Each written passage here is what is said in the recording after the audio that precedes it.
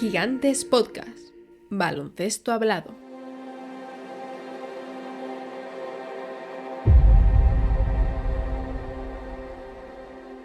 We're in trouble. Billy, I need more money. My bar's take this team to a championship. Billy, I'm asking you to be okay not spending money that I don't have.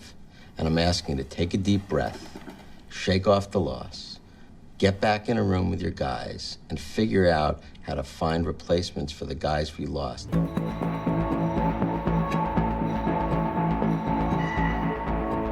Esto es El Reverso, conducido por Gonzalo Vázquez y Andrés Monge.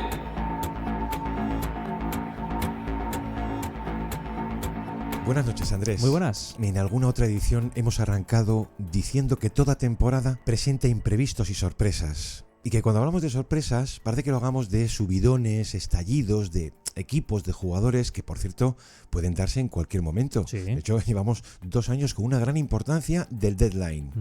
Sin embargo, esos márgenes inesperados con los que siempre hay que contar, también pueden hacerlo, Andrés, en sentido contrario. Claro. Ni siquiera hablamos de descensos, eso también es normal. Que la temporada de los Celtics es ligeramente inferior al año pasado, perfecto. Aquí hablamos de otra cosa, hablamos de hundimientos, de derrumbes, de una caída seguramente inesperada, donde lo que más importa es la magnitud de la caída, o sea, un naufragio total.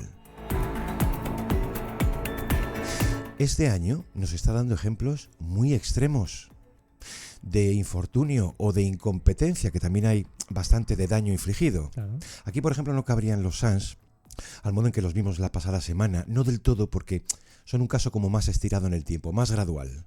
Aquí hablamos de una ruptura en la línea temporal que haga que esos equipos prácticamente desaparezcan del mapa de temporada. ¿Por qué? Porque todo lo que podía salir mal ha salido mal. Bueno, es que Incluso lo que no podía salir mal ha salido mal. es que Andrés. del mismo modo, Gonzalo, que hay subidones drásticos, ¿no? Que hay grandes sorpresas en cuanto a lo colectivo, en cuanto a lo individual, aquí las solemos tratar. También sucede al contrario, es decir, yo siempre pienso lo mismo, para que haya grandes historias tiene que haber grandes infortunios y a veces los grandes infortunios son muy radicales, como dices. Pues es que este año estamos viendo 3 casos de libro, de película de terror. Muy marcados. Vamos a ver los 3. Vamos a empezar por uno que a nosotros no nos ha hecho demasiada gracia, porque el segundo programa de temporada, el experimento Filadelfia, Sí. que para los amantes del misterio, si conocéis de dónde viene esto, pues oye, al final puede no estar tan mal traído porque aquello salió fatal. La hora drástica, decíamos, toda una firma sobre Paul George. Andrés, otra vez Filadelfia. Terrible. Eso es una época que dura ya lo suficiente, vamos para 10 años, asociada a Joel Embiid. No tanto ya a The Process, que creemos que ha quedado felizmente enterrado, sino a esa figura emblemática. No sabemos qué va a ser de su futuro, ni siquiera lo que puede pasar con ellos la próxima temporada, sí todo lo que hemos visto hasta ahora. Como si este fuera el último eslabón en una cadena de dramas, que ya digo que en última instancia este año parecen haberse desatado todos juntos. En un proyecto que venía como muy montadito al modo de Daryl Morey, de ese doble o nada, siempre en torno a Joel Embiid. Que toda esta era Sixers ha dependido de él, que es como decir de su estado físico. Cuando ha sido bueno, no sé si decir óptimo o algo próximo a ello, el equipo Andrés optaba a todo. Por supuesto. Yo hasta ahora, sobre todo este año, me ha penado en ellos 2 cosas. Que sin él todo se derrumbe, tengas esa sensación un año más. Sí.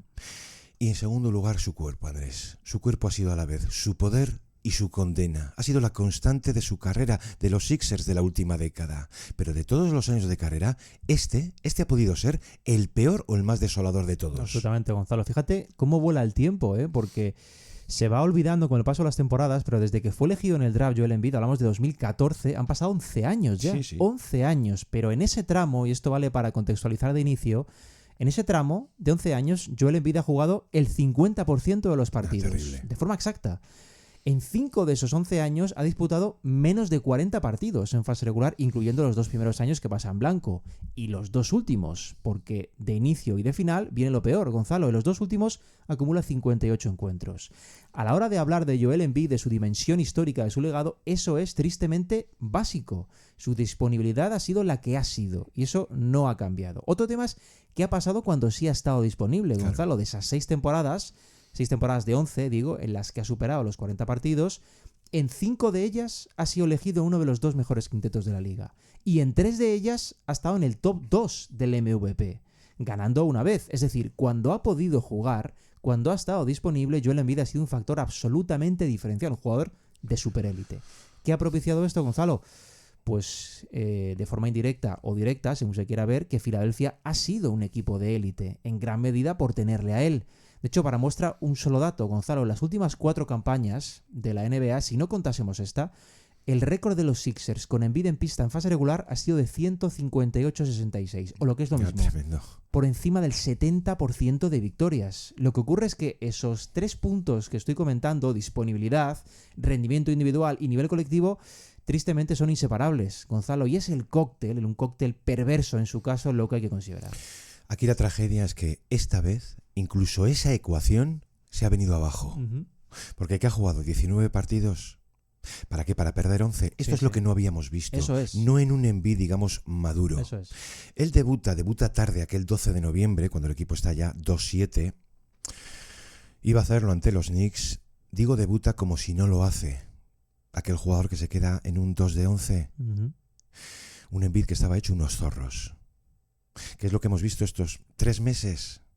Hasta que el 28 de febrero dicen basta. Embiid fuera el resto de la temporada, que es como darla ya por perdida. El equipo estaba 20-38, duodécimos del este, detrás de los Nets. Es que es un proyecto en tanking encubierto. Era durísimo. Pero la cosa era tan seria que llegas a pensar, a ver, tu factor desequilibrante ha dejado de serlo. Ya no es ni siquiera factor. En uno de estos artículos llegábamos a leer: los Sixers llevan tiempo acostumbrados a que Joel se pierda partidos. A lo que no han estado nunca acostumbrados es a que sin perdérselos ellos pierdan igual que si no estuviera. Aquí la novedad es que estando disponible ni se note ni el equipo levante cabeza de una mitad de temporada, decían, impropia, inesperada, completamente desastrosa. Es que esto es que tú puedes tener una exigencia inicial de temporada, unas previsiones lógicas y que todo eso se te venga abajo. Es que incluso el año pasado, sin hacer ellos un temporadón, que más o menos ha sido el estándar de los Sixers, ¿no? Pero tú contabas con Embiid y los veías capaces de aspirar a todo. De todo, Gonzalo. Es que la caída ha sido muy rápida y además yo diría que se viene de muy arriba. Porque a estas alturas seguramente ya se haya incluso olvidado con lo rápido que va todo, Gonzalo, pero el nivel de Embiid del año pasado era una cosa muy loca, ¿eh? Porque él juega 39 partidos... de los cuales los Sixers ganan 31, es decir, casi un 80% de victorias, y está promediando casi 35 puntos, 11 rebotes y cerca de las 6 asistencias, que son cifras a las que para encontrarles algún tipo de precedente hay que mirar muy, muy atrás. De hecho, hay que mirar directamente a Chamberlain para encontrar un tipo que metiese más de un punto por minuto, que es lo que estaba haciendo Embiid. De no haber caído lesionado ese menisco, con ese nivel... pues seguramente habría podido ganar el segundo MVP consecutivo, Gonzalo. Pero el caso es que cae lesionado. Y lo vimos en los juegos, decías. Pero en los juegos, ¿qué es lo que vemos? Los juegos lo vemos mal. Físicamente no estaba bien. Y empieza esta temporada, yo diría que siendo otro jugador. Claro. Porque el equipo efectivamente, ya lo más llamativo, no funcionaba con él. Y eso ya era un síntoma muy preocupante por ser efectivamente una anomalía. Porque el problema de Filadelfia venía habitualmente cuando él no estaba. Pero que con Embiid en cancha los Sixers no rindieran, eso sí que no lo habíamos visto, Gonzalo. Y era lo que de verdad preocupaba. Podemos pensar que de los 19 partidos, como has dicho, es que solo han ganado 8, 19 con Embiid. Él estaba tirando peor que nunca, su anotación se había desplomado casi 11 puntos, reboteaba menos, era otro jugador. Yo estoy convencido de que era otro jugador, Gonzalo, un muy buen jugador, pero no tenía nada que ver con la versión monstruosa a la que nos había acostumbrado, especialmente en los últimos 4 años. Podía temerse, yo diría con cierto sentido, que algo estaba a punto de romperse y romperse de verdad. Pero no todo ha sido Embiid, que es lo que apuntabas. Esa tendencia a que todo el equipo sea un año más él, que es una preocupante dependencia del resto, siempre. Luego en noviembre, Andrés, además del pésimo arranque, ya vimos que algo feo sucedía también de puertas adentro. Esto es muy natural, pero muy natural en equipos, sobre todo en proyectos aspirantes, que se ven sumidos de pronto en dinámicas negativas. Lo que pasa es que lo que ocurre se iba a exprimir como de costumbre, como carnaza. A mí tengo que reconocerte que me llamó mucho la atención, me parecía altamente sospechoso que apareciera como dedo acusador Tyrese Maxey. Andrés, Maxey, si le pones 2 alas, son los angelitos negros que cantaba Machín. Y poco después a Embiid lo iban a suspender 3 partidos, aquel incidente con el columnista que había cruzado todas las líneas. No iba a ser la única sanción, él iba a perder más de $1 millón en diciembre, el gesto obsceno, pero no da igual. En cualquier caso, el tema del vestuario, lo que ocurrió de puertas adentro, luego, si te parece, lo explicamos un poco mejor. Sí. Pero cuando echan el cierre de temporada, lo echan ya a todo el equipo, ostras, es que lo más trágico, lo más preocupante es que veías asomar al primer plano su contrato. Un contrato lógico que se había ganado a pulso, que era inevitable, similar al de otras estrellas, pero de pronto veías que parecía haberse convertido por primera vez en una losa, en algo problemático. Es que el contrato es un tema peliagudo, Gonzalo, porque Embiid viene de firmar el pasado año una extensión de 193 millones por 3 años. Esto ligaba su futuro al de los Sixers hasta el verano 2029, porque él tiene una opción en ese acuerdo para ese último año, el verano 2028, por casi 70 millones. ¿Qué pasa? Pues que estamos hablando de que a partir del próximo verano a Embiid le quedan por cobrar casi 250 kilos. Claro, esto ha llevado a la franquicia a indagar en cómo resolver esto, porque hay mucho en juego, Gonzalo, más de lo que pueda parecer. Se indaga, por ejemplo, desde el tratamiento que sigue Kobe en su día, de inyecciones anuales de células madre de las articulaciones, a la cirugía más tradicional en ese menisco, porque el historial médico de Embiid es el que es. Y el gran objetivo de los Sixers era, pudiendo sacrificar este curso, en parte también, ojo, y esto no sé si se ha comentado demasiado, por retener esa primera ronda protegida hasta el 6, que si no iría, oh sorpresa, a los Thunder, lo que no pueden permitirse, bajo ningún concepto, es un Embiid completamente lastrado en los próximos años. Primero, porque es un jugador especial al que conviene recuperar. Y segundo, porque, ojo, es que eso aniquila el proyecto durante todo ese tiempo, Gonzalo, considerando ese volumen de contrato. Este es un tema, como decimos, muy, muy complejo, que ha hecho valorar incluso a la franquicia a nivel interno, Gonzalo, las opciones más duras. Y cuando hablamos de opciones más duras, nos referimos a incluso cláusulas de retiro médico. Andrés, todo lo ocurrido el pasado verano, que fue lo que contamos en aquel programa, explica una confianza muy grande de Morey por un proyecto que él estima no solamente vivo, sino que viene a rematar del todo con una apuesta. Porque aquí habría que añadir la otra parte. Esos 4 años y 212 millones para Paul George. Que Embiid, por cierto, aprueba el all-in como habría aprobado en el caso de que aquel jugador hubiese sido Harden. A partir de entonces, Joel desaparece. Hay una cita en verano. Él se marcha primero a la concentración de Las Vegas y posteriormente a París para los Juegos. Como sabes, Andrés, yo tuve la suerte de cubrir los Juegos para el equipo americano, ¿vale? Entonces, uno recibe algunos detalles, alguna información, vamos a decir, por vía interna. Oye, ¿qué tal Embiid? Bueno, que entrenaba, para entendernos, en modo mantenimiento. O sea, que esa velocidad, su intensidad era media-baja, pero parecía depender de él. Total, ya llegará el momento de apretar.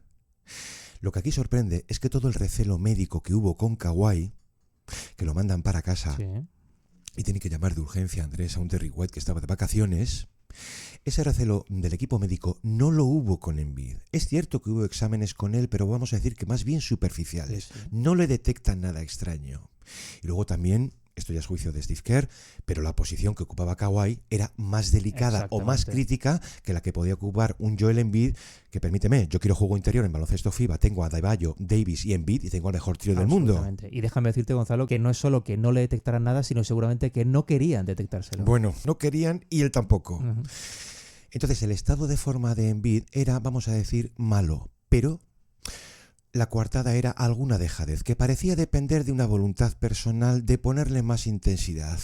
De hecho, esa intensidad no la vimos hasta la semifinal ante Serbia, porque Embiid fue clave en aquella remontada de 15 puntos que partido, Andrés. Todavía estoy sudando en la cabina. Se marca Embiid 19 puntos con aquel 8 de 11 y un nivel esperado para Joel Embiid en el baloncesto FIBA. Embiid has already knocked down a triple, goes to the basket instead. Joel Embiid.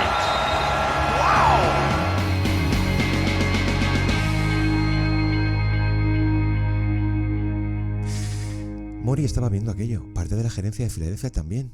Entonces, te quedas tranquilo, ¿no? Y luego, cuando un jugador está en una cita olímpica, vamos, se le deja todo el espacio del mundo, pero también hay formas de comunicarse con él. ¿Todo bien, Joel? Sí, todo bien. Entonces se ven obligados a confiar en su palabra. Y luego, es un poco lo que decías, que si él sentía alguna molestia, bien la pasa por alto, bien la oculta. Totalmente. Porque Embiid, y esto me parece muy respetable, Embiid quería formar parte de algo así, de una medalla de oro, de una victoria por fin de equipo. Quería pasar a la historia. No parecía haber señales, no alarmas. Si acaso, luego ya cuando lo ven, Un plan específico que tenía toda su lógica de cara a su gestión en la nueva temporada. Lo que está claro, Gonzalo, es que desde la franquicia no se esperaba ese deterioro, o al menos no un deterioro tan rápido, tan drástico. Eso, o se convencieron de que lo visto ante Serbia, aquel partido de semifinales olímpicas, que fue increíble, Claro. importaba mucho más que todo lo visto antes, Exacto. donde no había estado a ese nivel. Quizás era un poco de autoconvencimiento, podría ser. El caso es que la prevención que tenían en mente los Sixers con Embiid este curso era la reducción drástica de back-to-backs. Eso lo hablan ambas partes, se acepta y se acepta algo muy básico, que Embiid no iba a jugar 2 días consecutivos esta temporada. Que esto se supo públicamente cuando es el propio Embiid el que lo cuenta. Él va más allá en su momento diciendo que quizás no lo pudiera volver a hacer nunca, que no jugase nunca 2 días consecutivos en lo que restaba de carrera. Pero esa era toda la prevención que tenían planteada, Gonzalo. El resto, sigan, ¿no? Y lo curioso es que incluso les multan por eso, por anunciar públicamente que Joel Embiid no iba a jugar back-to-back. Claro, es que añade entonces, creo que individualmente lo he conseguido todo, tan solo añoro una cosa, el título. O sea, Andrés, haré todo lo que esté en mi mano, incluido un plan específico de mantenimiento para una optimización de mi temporada, Sí. de lo que me quede. Claro que les metemos, vamos, $100.000 por violar el reglamento que obliga a justificar toda ausencia como una baja médica, que no se permite ese load management a la carta. En realidad el problema aquí estuvo en hacerlo público. Claro. Ahora bien, entre finales de septiembre y entrado octubre vamos a decir que el equipo gozaba de la seguridad que comentabas de que Embiid estaría más o menos bien, o sea, sano, que lo estaría para ese estándar de mínimos de 60-65 partidos y que toda ausencia podía quedar cubierta por una plantilla que también se esperaba al completo, por ese jugador que has traído y que le has dado un máximo llamado Paul George, por esa estrella no ya en ciernes como está Tyrese Maxey, pero si tienen tan mala suerte que la única luz que vimos, ese Jared McCain, iba a desaparecer tras 23 partidos. Terrible. Bueno, pues si ellos manejaban ese plan o cualquier otro, no iba a servir de nada, porque el derrumbe fue inmediato. Pero es que la realidad, Gonzalo, es que cuando Embiid empieza a jugar este año ya sentía bastante dolor, no solo compitiendo, sentía bastante dolor entrenando.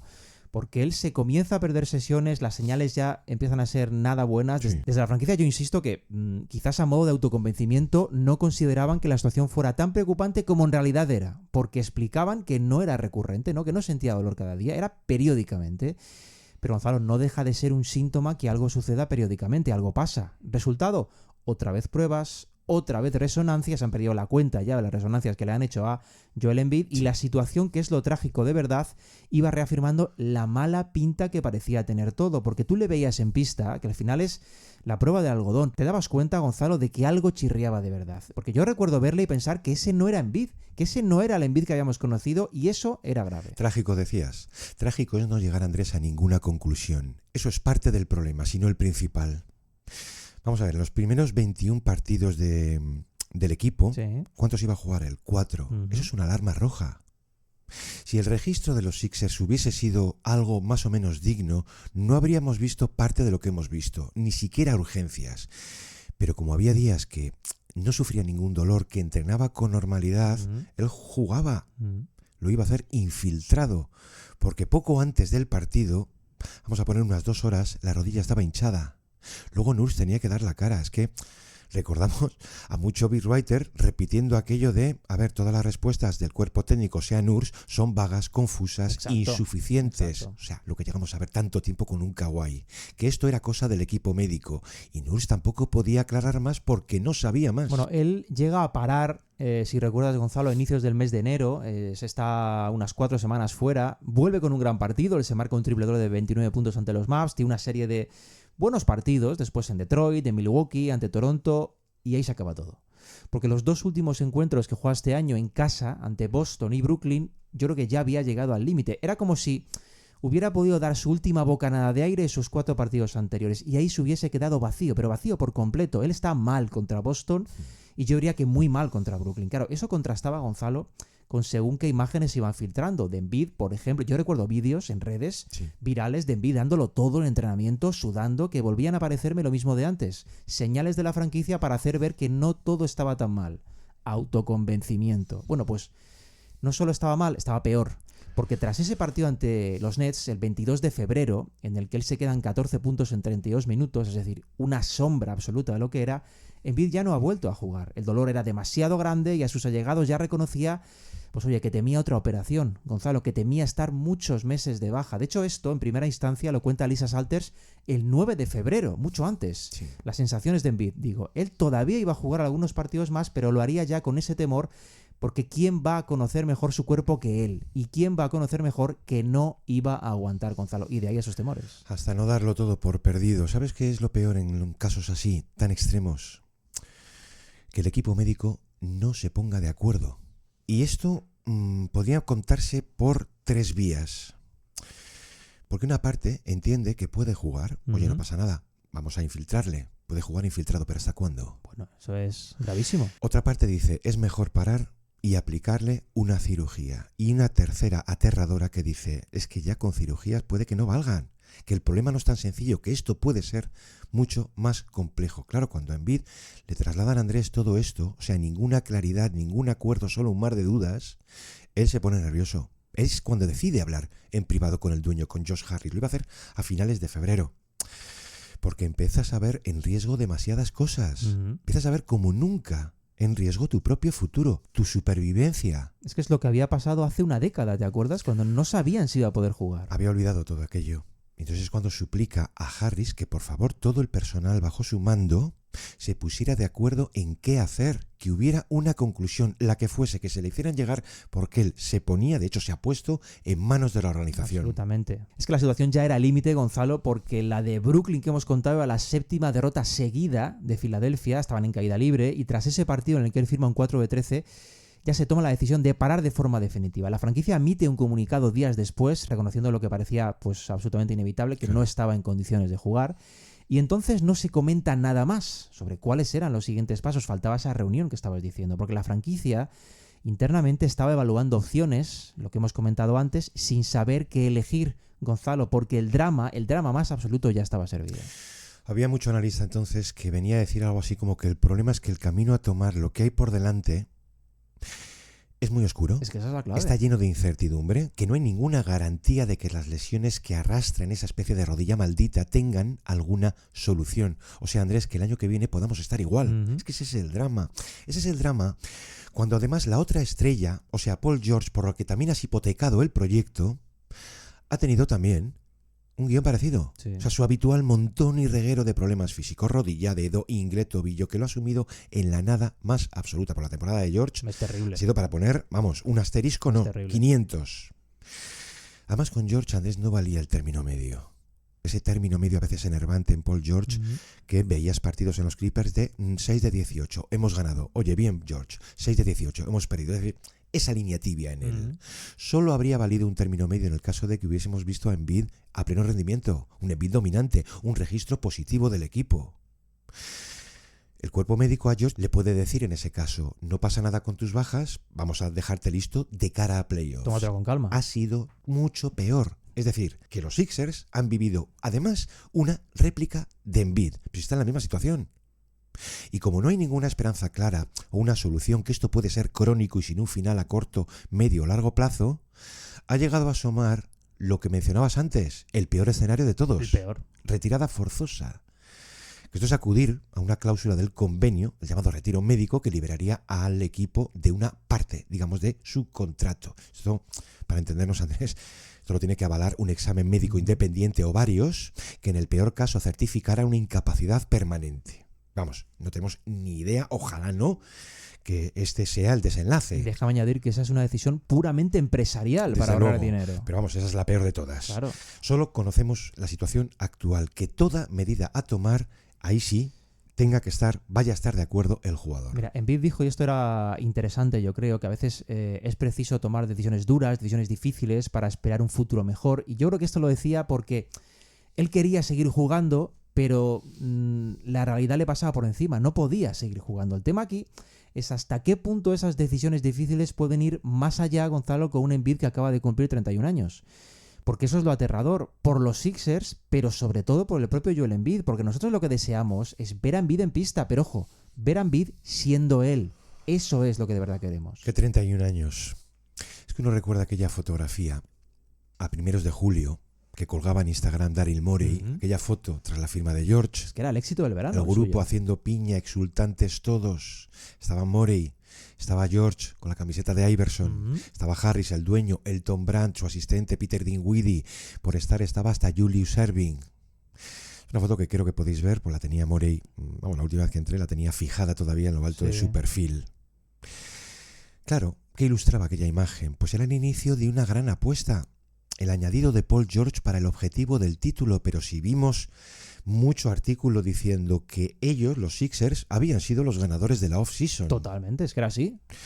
Unos meses después, esto es la viva imagen de todo lo contrario. De hecho, puede ser la gran tragedia de la temporada, aunque algún otro ha hecho lo posible por derribarles. Sí. Fueron ellos los que nos dieron la idea del programa, ese cuando todo sale mal, porque con ellos todo ha salido mal y peor. Al final, rebobinando un poquito, pensemos que las proyecciones de victorias para estos Sixers previas a la temporada eran en torno a 51 o 52 victorias, que eran el cuarto favorito al anillo, Gonzalo, antes de empezar. El cuarto.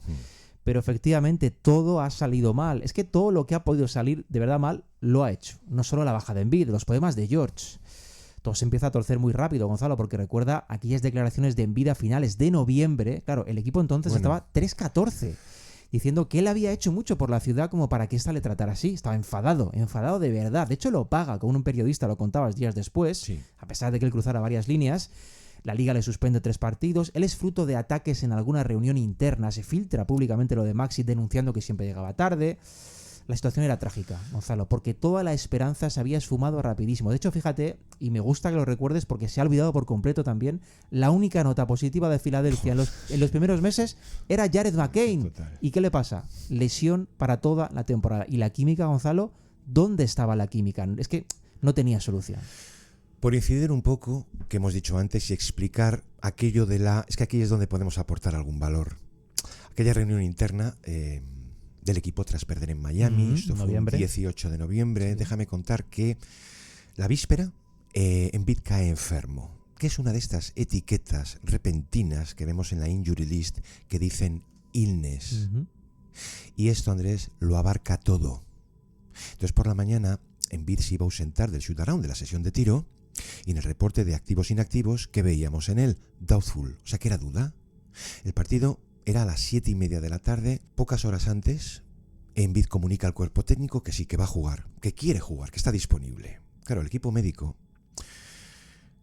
tan confundido siempre por los síes, por los noes, digamos que avala su decisión. ¿Estás bien? ¿Te encuentras bien? Perfecto, adelante. Ocurre que el plan de partido de Nurse era ya sin él. Exacto. Esto lo sabía todo el equipo. Y volvimos a ver a ese, has dicho antes, jugador que hemos visto esta temporada siendo un espectro. Una sombra. O sea, el jugador que juega ese partido se iba a quedar en 11 puntos en 31 minutos y un menos 22. Y aquello ya iba sugiriendo que el cambio más preocupante era ese, que ni Joel Embiid era suficiente. Porque el año pasado, lo hemos dicho, ellos se van al 80% de victorias con Embiid.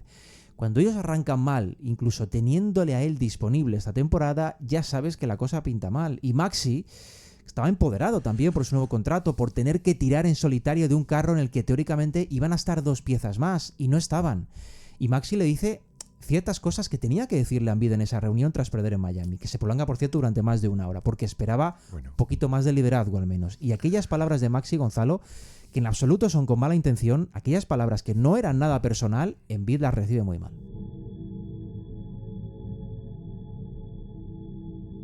Como dices, a Embiid esto le causa daño. Sí, le causa lo dolor. cual es normal, porque te tienes que tratar de poner también un poco en su piel. Le enciende todavía más su frustración. O sea, no puedo jugar y encima esto. Pero en ningún momento se enfada con Maxi. Sí le decepciona un poco la respuesta general, porque hablaron más. Pero claro, hablaron los términos imaginables de la incertidumbre constante, que es no saber si van a contar con él o no. Pero a medida que la reunión avanzaba, los demás cargan también contra la confusión en el plan de juego del equipo, que no sabían muy bien cuál era el diseño de juego a ambos lados de pista, con o sin Embiid. De hecho, Embiid también se suma a esto. Es una parte de la reunión que implica a jugadores y miembros del cuerpo técnico, del staff, incluso a los jugadores entre ellos. Lo que pasa, Andrés, es que lo que se filtra lleva muy mala sangre. Lleva toda la mala sangre. Porque termina siendo acusado públicamente, como si lo hubieran hecho allí dentro, de falta de profesionalismo. Lo que sí supimos que Maxi dijo es que estuviera o no disponible, que por favor, Joel, que no faltara a las citas del equipo, que no llegara tarde, que lo querían siempre con ellos, que eso daba una mayor sensación de unidad. Andrés, esa fue toda la tensión. Y aquí vamos a añadir algo, porque esto del llegar tarde, este asunto de las tardanzas en Embiid, que yo estoy convencido que viene motivado por su pachorra. Tú no has tenido nunca un amigo impuntual que lo veías en el balcón y hoy hemos quedado ahí cuarto. Esto es cierto, es que es cierto. Vamos a explicarlo brevemente. Partido a las 7 de la tarde. El equipo está en el hotel. El equipo, todo equipo, habilita 2 autobuses, en este caso los Sixers, camino del pabellón. Uno sale a las 5, el otro a las 5:15. Sí, Andrés, Embiid ha dado más de una vez y más de 3 tardes al equipo de salir del hotel a las 6 menos 5. Un ejemplo este año en Memphis. Lo que enfada a Embiid es que llegara al público de la forma en que lo hizo. Y por supuesto que alguno lo filtrara. Claro que eso supone una pérdida de confianza. Y sí, Andrés, hay que vincular lo ocurrido a la columna terrorífica que se iba a marcar además en el Inquirer, Marcus Hayes. Uno de cuyos fragmentos dice: Embiid señala constantemente el nacimiento de su hijo Arthur como el principal punto de inflexión en su carrera. A menudo dice que quiere ser grande para dejar un legado para el niño, que lleva el nombre de su hermano pequeño, que murió en un accidente atropellado por un camión. ¡Ostras! Embiid en primera parte, en cuanto lo ve, lo encara, lo empuja, le dice 4 cosas: multazo y suspensión. Yo, Andrés, a veces, con algunos jugadores sobre todo, me aterran las ganas que se les tiene. Es un poco lo que comentábamos con Durant la pasada semana, que veías a articulistas prestos, raudos a salvarlo de la quema. Con Embiid no. Con Embiid apenas ha habido nada. Lo que ha habido se ha centrado, por supuesto, en sus males físicos y vale, algún debate por los límites en la opinión de los columnistas. Perfecto. Pero esto me recuerda, o no recuerda, que aquella luna de miel pública duró muy poco con él, pero muy poco. Claro, luego Nurse en rueda de prensa dice lo que tiene que decir, que estaba de acuerdo con Embiid en que las cosas del equipo se tratan dentro. Tarda horas Charania en dar más detalles de la reunión, en dejar ver algunas tensiones abiertas del equipo, es decir, que había un topo. Pero esto a veces se puede explicar bien. El que filtra no tiene por qué estar dentro del vestuario, generalmente está fuera. Y para colmo, Andrés, íbamos, para colmo digo, a ver una de estas frases que no terminan de saber demasiado bien. Esa frase la dijo Paul George, ya avanzada la campaña, es una frase terrible, la verdad, porque él reconoce abiertamente que no había visto argumentos para competir en ese equipo, en esos Sixers, que no tenían los hábitos necesarios para ser un contender. Pero esto es tremendamente llamativo como poco, viniendo de quien venía, porque lo de George este año, Gonzalo, permíteme, que lo que dijo hace no tanto, Gonzalo, de dejar el podcast y centrarse en el baloncesto con la temporada ya prácticamente perdida, pero Gonzalo, por favor, es que eso es criminal.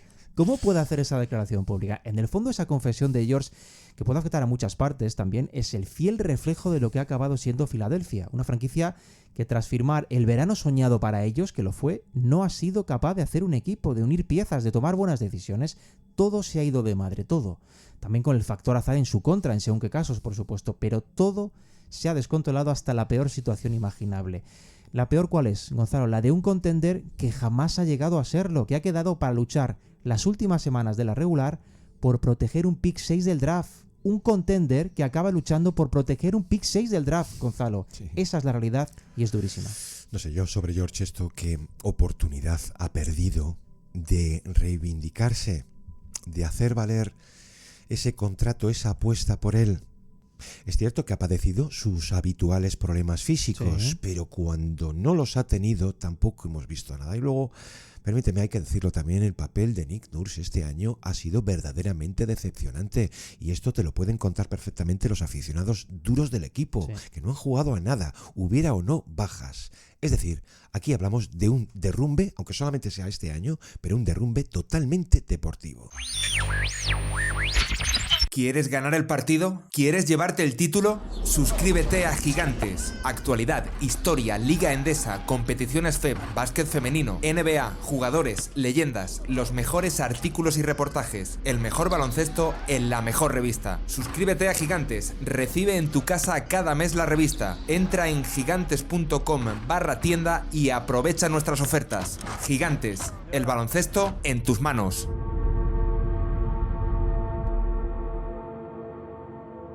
Pues sí, Andrés, hay que recordar siempre que la revista Gigantes, nuestra decana del baloncesto aquí en España, pues está disponible para todos. Bueno, un mes más, el mes de marzo, por supuesto protagonizado en portada con el éxito del Unicaja, la tercera Copa del Rey, pero muchos más contenidos, como siempre, contenidos históricos de Drazen Dalipagic, falleció recientemente, por supuesto Ivonne Navarro es protagonista en este número, pero también hay cosas de NBA como no podía ser de otra forma, y un contenido bastante interesante de Alejandro Gaitán sobre la llegada de Luka a Los Ángeles y bastantes cosas más como siempre. Siempre, artículos, reportajes, esa lectura reposada y en fin, como siempre digo, en vuestras manos está esto de apoyar los contenidos de calidad. Eso es.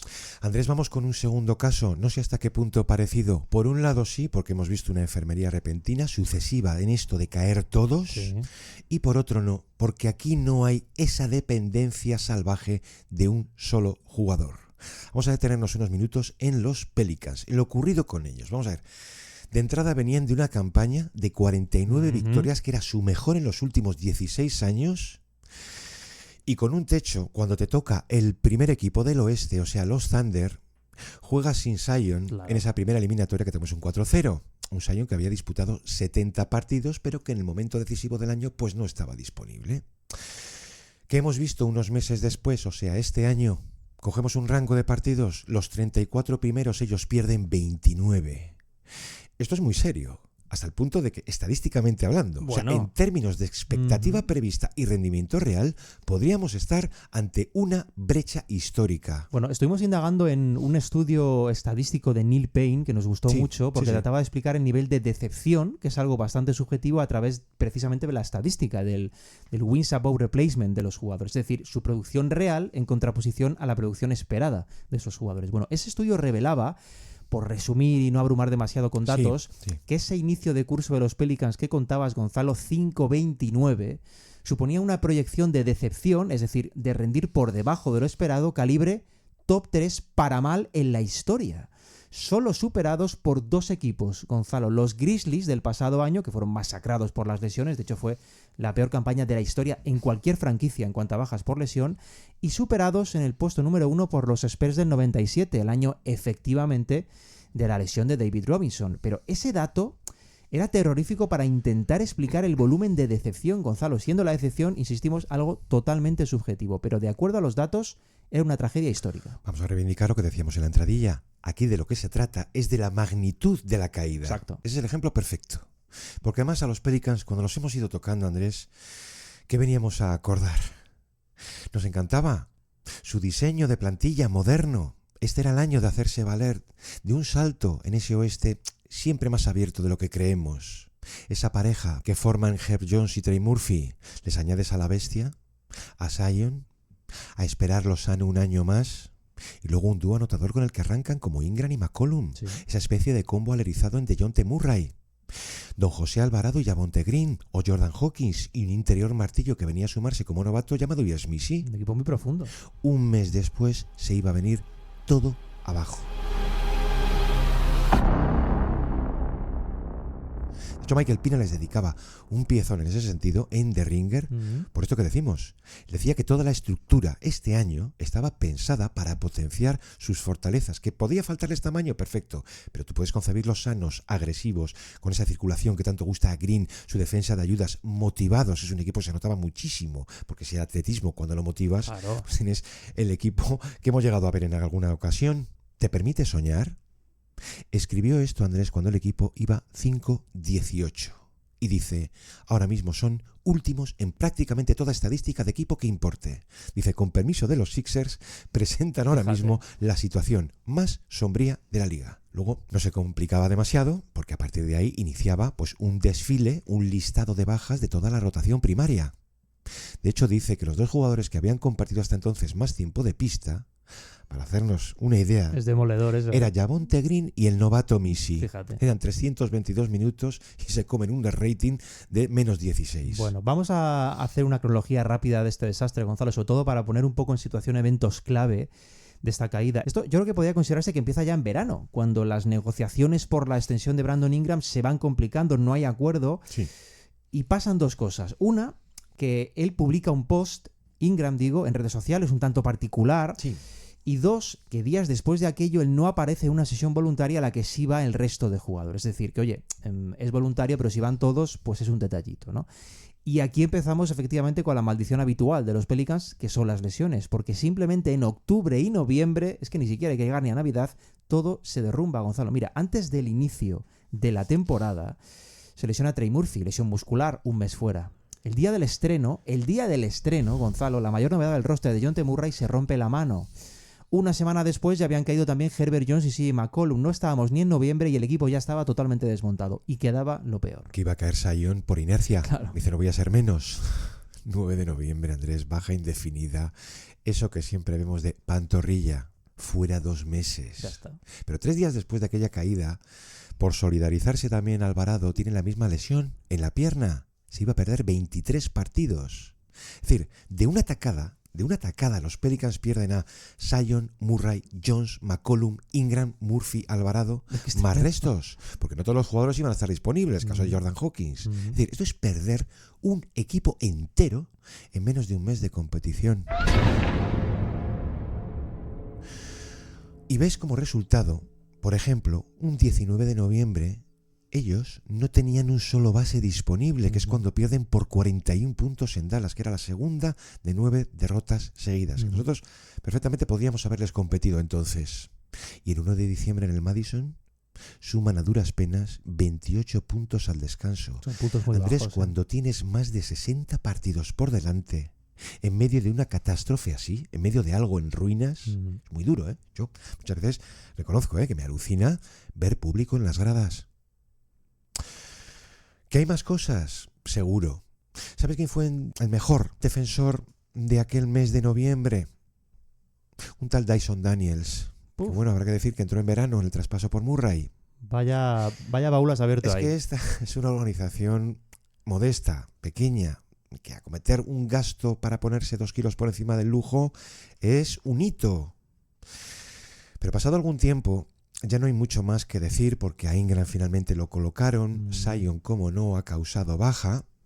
Pero es cierto que hubo quienes miraban también atrás. Hombre, es que por rellenar, por hacer más sangre ante aquel hospital de campaña. No sé si me has tocado las palmas porque me conoces o no, pero voy a entrar con todo. Bueno. Porque esto pudo arrancar rebobinando de verdad, Gonzalo, No te ensañes demasiado. en el traspaso de Anthony Davis. Bueno, Porque estamos hablando del verano de 2019. Y el botín obtenido por un jugador de ese calibre, justo después además de que Zion aterrizase en la franquicia, días después de que aterrizase, fue básicamente, por recordar, Brandon Ingram, Lonzo Ball, Josh Hart y varias rondas de draft que acaban convirtiéndose, ojo, en Herbert Jones, Dyson Daniels, Alexander Walker y Jackson Hayes. De esos 7 jugadores, Gonzalo, ¿cuántos quedan? Solo queda uno, queda Herbert Jones. Y es aquí donde podríamos preguntarnos de verdad, oye, ¿ha merecido la pena desprenderse de los otros? ¿Dónde está el retorno de los otros 6? Porque esa pregunta, Gonzalo, tiene una respuesta verdaderamente dolorosa. Y es que, oye, es lícito, es respetable traspasar a un jugador de ese calibre cuando, y creo que voy a aportar aquí un matiz determinante, ese jugador quiere ser traspasado, que es el caso de Anthony Davis. Pero en esa situación, tu futuro depende solo de una cosa, Gonzalo, del retorno que obtengas, de cómo lo cuides, de cómo lo desarrolles. En el caso de los Pelicans, 5 años después, ¿qué se ha demostrado? Pues que tristemente esa gerencia no ha sabido gestionarlo. Y quizás, por sumar otro factor, tampoco han podido, atados por constantes plagas de lesiones ante uno de los departamentos médicos, yo creo que más señalados de la liga la última década. y un nombre demasiado recurrente, pero en fin, le tienen que estar pitando los oídos un poco a David Griffin, no sé si merecidamente, pero sí. 2 cosas para terminar con ellos. El caso de Dejounte Murray sí me parece una tragedia. Bueno. Era su gran apuesta, era un fit ideal para esos aleros. Ibas a añadir con Murray más mordiente al perímetro. En el estreno dices lo de la mano.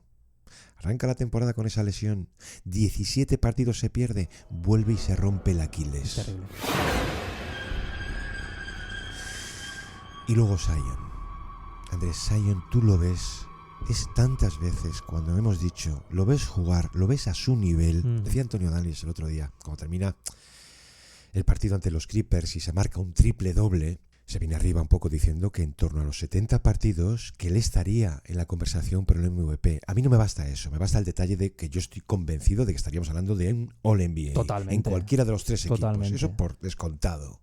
Andrés, lo has mencionado antes. Memphis, sí, va por sus aficionados. Un abrazo a todos ellos, porque todo esto que estamos hablando de los Pelicans lo vivieron al cubo la temporada pasada. Exactamente. Que no vieron a un equipo ni nada reconocible, vieron pasar por allí a 33 jugadores en un caso sin precedentes.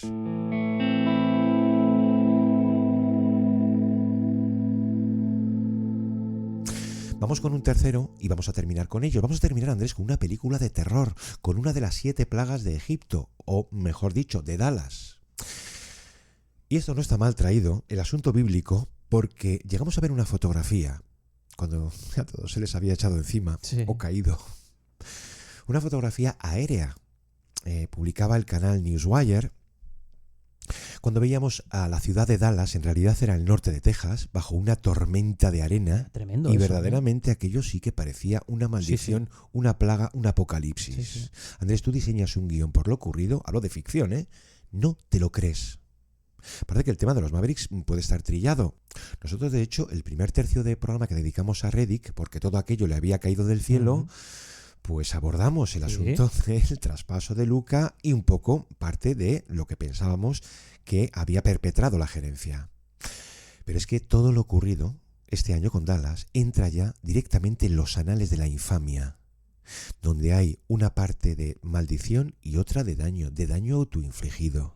This is the 2024 Dallas Mavericks, a team that accomplished what many teams could only hope for. They made it to the NBA Finals. Now, if ever in this position, most organizations will just run it back the next season. Keep the same core group of players, possibly make a few tweaks here and there, but when it's proven to work, the last thing you want is big, drastic changes. Si tú eliminas el verano, o sea, la off-season, y computas únicamente el calendario de competición, hablamos de 5 meses entre que los vimos en las finales y lo ocurrido después. Lo hicieron entonces, Andrés, como quintos, cargándose a 3 seeds superiores, a los Clippers, a los Thunder y a los Timberwolves. Entonces en verano, Andrés, vimos cambios en el equipo, vimos alguna pérdida que nos hiciera pensar en que su nivel este año iba a ser inferior. Nada. Era su tercera vez en unas series finales, 13 años de la última vez. Cuando nos aproximamos ya a medio siglo en la historia de la franquicia, meterse en unas finales es un hito. Una señal de que algo se estaba haciendo bien o muy bien, porque cuesta mucho. Y sobre todo con el tramo final de fase regular que hicieron, Gonzalo. Cuesta mucho que te caiga además un jugador generacional. Eso es lo que más cuesta de todo. De 25 años. Bueno, pues 5 meses después, 9 de calendario natural, tal y como decía O'Donnell, la franquicia entera se ha hundido a las fosas abisales y la situación solo sigue siendo más y más sombría.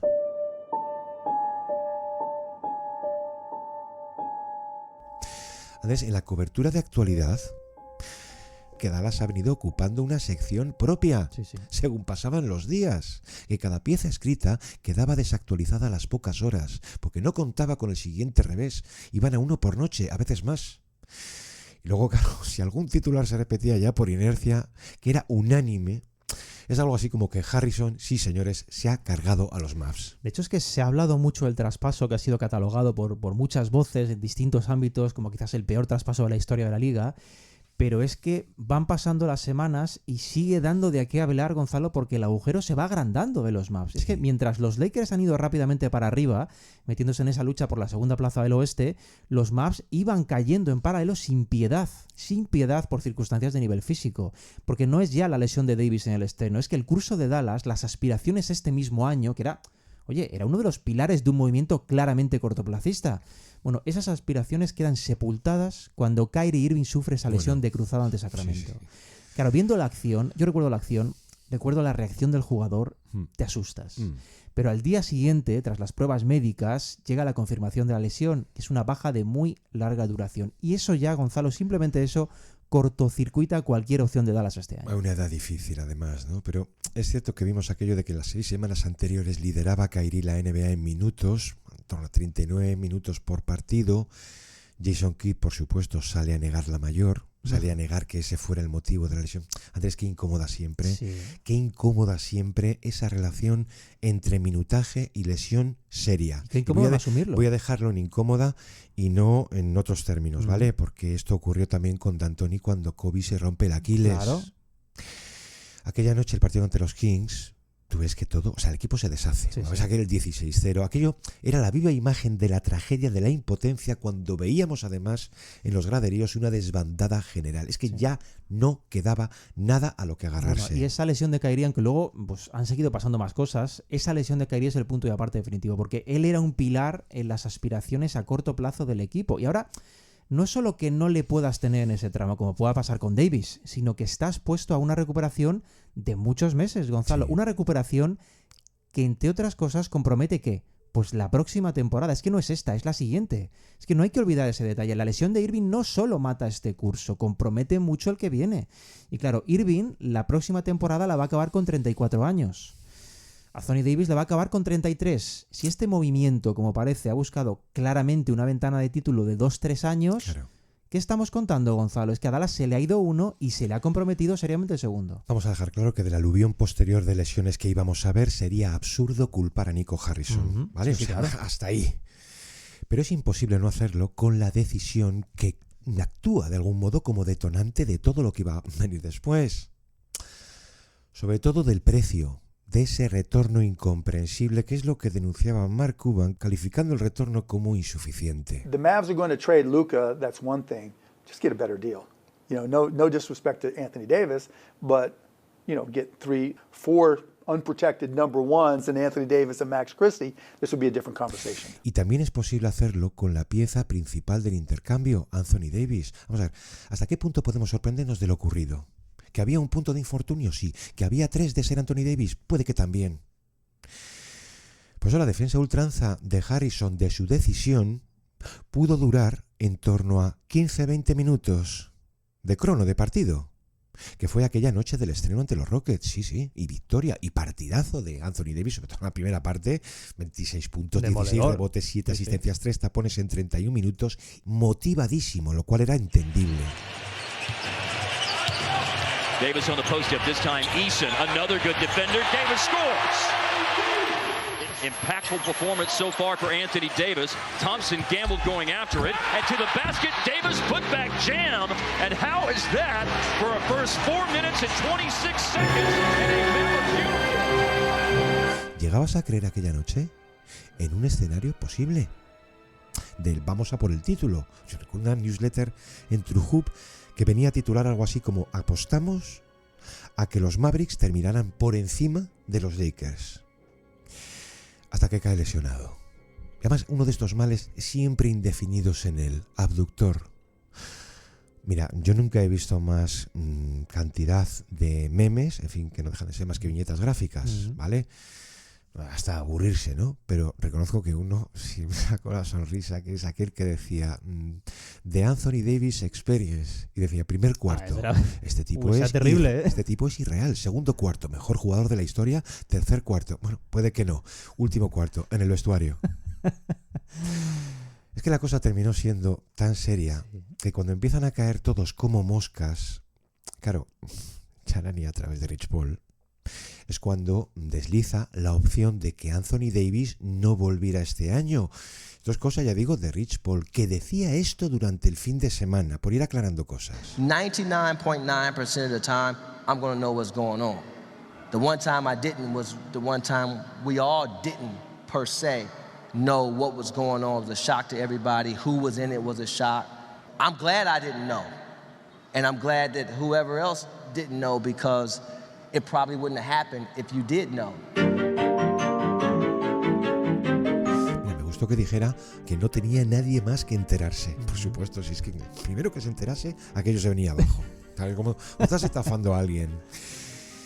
Pero ya una vez que vemos esa plaga de lesiones que se les iba a echar encima en 2-3 semanas, de verdad que era difícil de creer. Es que ha sido terrorífico porque ya venía pasando además, porque Lively cae a finales del mes de enero, pero es que luego cae Gafford, Caleb Martin que llega en ese cambio por Grimes. Los aficionados de los Mavs, Gonzalo, un abrazo desde aquí, de verdad, un abrazo grande a todos ellos, especialmente a nuestro Quique García, han tenido que ver a Grimes salirse estando Martin sin poder jugar. Gonzalo, ¿pero qué es esto? Es que a inicios de marzo cae Hardy, cae PJ Washington, sin contar, por supuesto, con Kyrie Irving y Anthony Davis. Es que no hay por dónde cogerlo. Hemos visto las imágenes de Dallas sin recambios en el banquillo. Sí. Y eso es la mayor impotencia posible, porque no es ya que no puedas competir como quieres, Gonzalo, es que casi no estás ni en disposición de poder jugar con mínimas garantías. Si quitamos a Clay Thompson, que iba a hablar, por cierto, su padre, diciendo, bueno, mi hijo iba allí a ganar y ahora está en el purgatorio, está en ningún sitio, sí, claro. Sí. Ellos pierden a los 6 mejores jugadores tras el traspaso. Uh-huh. Esto es como decir que quien mueve los hilos, Andrés, debe ser muy de Luca. Porque hemos llegado a leer y hasta creernos algunas teorías sobre el karma. Es que Prosper también cae. Sí, sí. Y ya cuando vimos el golpe en la cabeza entre Powell y Edwards, el partido ante los Jazz, pensábamos, ¿esto es una broma? Pues sí, 7 jugadores disponibles. Dijo Kidd aquella noche, no he visto en mi vida nunca nada igual. Así en general nosotros tampoco, Andrés. ¿Todo ha sido mala suerte? Seguramente sí, pero todo... No.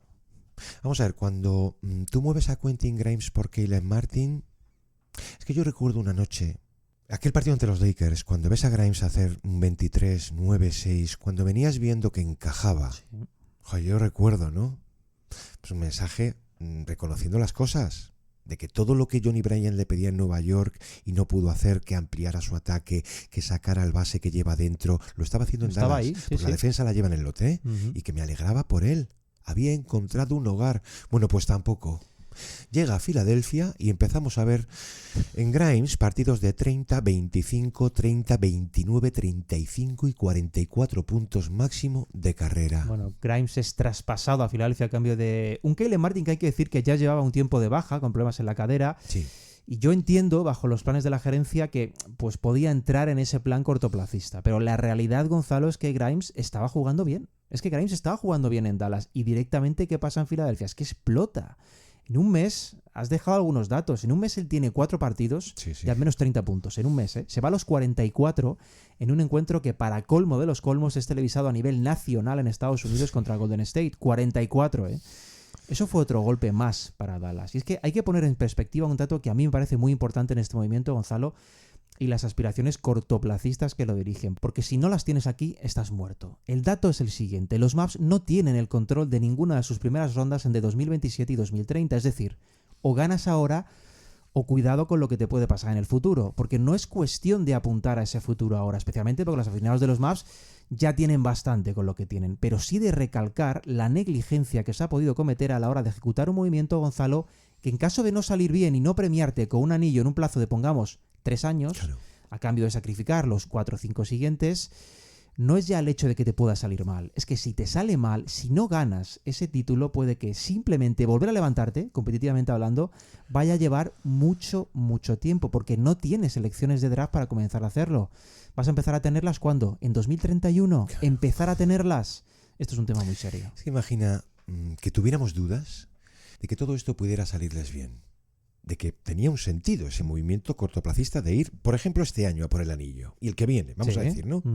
Porque la idea era esa, era reformular el poder del equipo en torno a una pareja, Irving, Davis, esperar a Lively. Oye, si tienes una plantilla de un diseño defensivo de élite, adelante con ello. Pero en el momento en que caen los dos, en que ya no hay posibilidad de nada, ya la idea, la salvación, se viene abajo. No sabemos si el futuro, porque además es cierto, es que hay que recordarlo siempre, unos meses atrás habían estado a 3 victorias del título. Yo es que cada vez que he abierto la boca a alguno de estos, Andrés, lo de Patrick Dumont también me supera. Ha sido peor. En una entrevista reciente en un medio local, de la que veáis, dice lo siguiente: en unos 20 años yo quiero que los Mavericks sean el mejor equipo del mundo. Dice, no puedo precisar con exactitud el valor que visualizo, pero si lo somos, que esa es nuestra intención, habremos conseguido nuestros objetivos. Pero Andrés, vamos a ver, es que esto es Mikhail Prokhorov llegando a Nueva Jersey, que lo recuerdo perfectamente. Porque sobre esto del mejor equipo del mundo, vamos a ver, el mejor equipo del mundo, ¿qué posición ocupa? ¿Qué lugar ocuparon hace unos meses los Mavericks? La número 2. Entonces, ¿a qué viene lo de los 20 años? Lo peor es que está imaginando el tiempo que puede llevarles a alcanzar ese mismo peldaño. Exacto. En realidad, Andrés, vamos a dejar claro que estaba hablando de dinero, de salud financiera, del emporio mental que siempre manejan estos magnates en su cabeza, ¿vale? Pero de verdad te deshaces de uno de los mejores jugadores del mundo. ¿Cuánto vale ese activo? Y además, perdóname, poneos de acuerdo. Lo que no es normal es que Harrison, tu gerente, hable de corto plazo y tú, Patrick Dumont, lo hacía Andrés en una gala esta semana, Dumont hablase del long term, del largo plazo. Muy incómodo. This was a decision about the future. If you look at our roster today and who we have, we feel like we position ourselves to be incredibly competitive against the best teams in the NBA. And so the objective was, how do we create a roster for the future that allows us to be the most competitive team? Es que no hay por dónde cogerlo, de verdad, porque en junio del año pasado, hace 9 meses, los Mavs estaban en las finales, efectivamente. Estoy seguro, Gonzalo, de que en Texas se ha creado algún niño en ese tiempo con el nombre de Luka. Cuando haya nacido ese niño y ahora pasa a ser un ícono de los Lakers, ¿qué pasa con eso, Gonzalo? Cojo el testigo que esto es perfectamente comprobable a través del censo, ¿eh? Claro, pero donde quiero ir de verdad, más allá de las bromas, es que hace 9 meses estaban a 4 victorias del anillo, una serie contra Boston. Tenían un bloque duro, un bloque competitivo, ganador, 2 estrellas, buenos complementos, tenían identidad. Y en ese tiempo, pues casi todo ha quedado seriamente dañado. Sus aficionados se sienten traicionados. El timing del anuncio de las subidas de los abonos ha sido horroroso. Bueno, ¿a qué se puede agarrar esta gente? Es que han caído de bastante arriba, Gonzalo, en un tiempo récord y no sabemos cómo de abajo van a llegar. Esto es muy, muy complicado de gestionar. A veces creo que las redes se crearon para que los apasionados, o sea, los aficionados, pues dieran su visión personal de todo.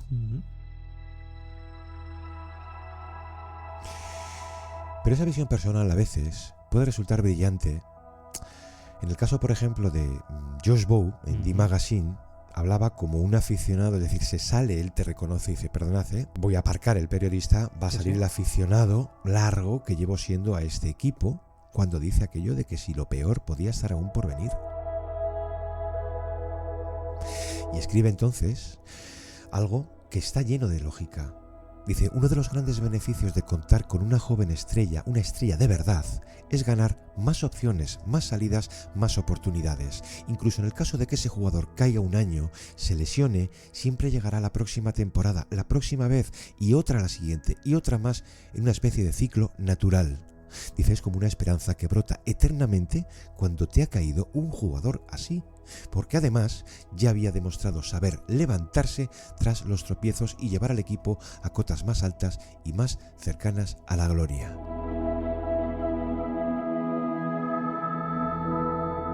Bueno, ¿qué queda de todo esto? Exactamente. Contaba otra reflexión bastante interesante sobre la situación a nivel de mercado, Gonzalo. Claro, él decía que Dallas es conocido en cuanto al deporte por los Cowboys. Y que en el caso de que los Mavs, imagínate, que tomen la decisión de despedir a Nico Harrison, por lo que sea, él iba a encontrar otro sitio, Nico Harrison, digo, seguramente un sitio muy bueno además donde trabajar. Para los Adelson, Gonzalo, que nadan en dinero, ¿qué tipo de problemas pueden tener? Son limitados. Pero el daño a los aficionados de la franquicia de los Mavs, ese daño ya está hecho. ¿Y cómo vuelves de ahí? ¿Cómo afrontas las imágenes de un pabellón que ya ha perdido totalmente la ilusión? De una masa social que tienes triste, que tienes enfadada. Eso, yo creo que de todas las que hemos tratado, es esta la situación más límite, porque es en el fondo la que más indefensa deja al aficionado, Gonzalo, y eso creo que es lo que más nos duele. Para colmo hemos visto, decías, una política dura, represiva, con las protestas, aficionados expulsados por levantar la voz. Pues hemos visto escenas del peor Jimmy Dolan en Nueva York, que uno veía. Y luego ya lo de las subidas de precio es directamente un atentado. Es tremendo eso. No sé si tienes alguna conclusión que darme a todo esto, Andrés. Yo creo que hemos buscado repasar las historias menos amables de esta temporada. Primero porque permiten dar contexto a lo que ocurre a su alrededor, porque para considerar mejor lo bien que se hace en un lado es preciso valorar lo mal que se hace en el otro. Y segundo, yo creo que porque dan contexto a esos mismos casos, Gonzalo. Esperamos que para solventarlo y para que no vuelva a ocurrir. La experiencia nos dice que va a volver a ocurrir, pero detenerse yo creo que en casos que siendo distintos han salido mal, buscando explicar esos casos y entender esas causas más allá de la superficie, yo creo que facilita ver la NBA desde otro prisma, y yo creo que eso es en el fondo lo que intentamos aquí todas las semanas. No, y que todos los años, Andrés, vemos todos los años alguna caída, alguna catástrofe, pero 3 que pueden completar además el manual o la antología del desplome. Pero no del todo, Pues no se incluyen aquí los motines de vestuario cuando ya todo estalla desde dentro. ¿Pero para qué? Si el motín te lo pueden levantar quienes dirigen. Esto desde arriba.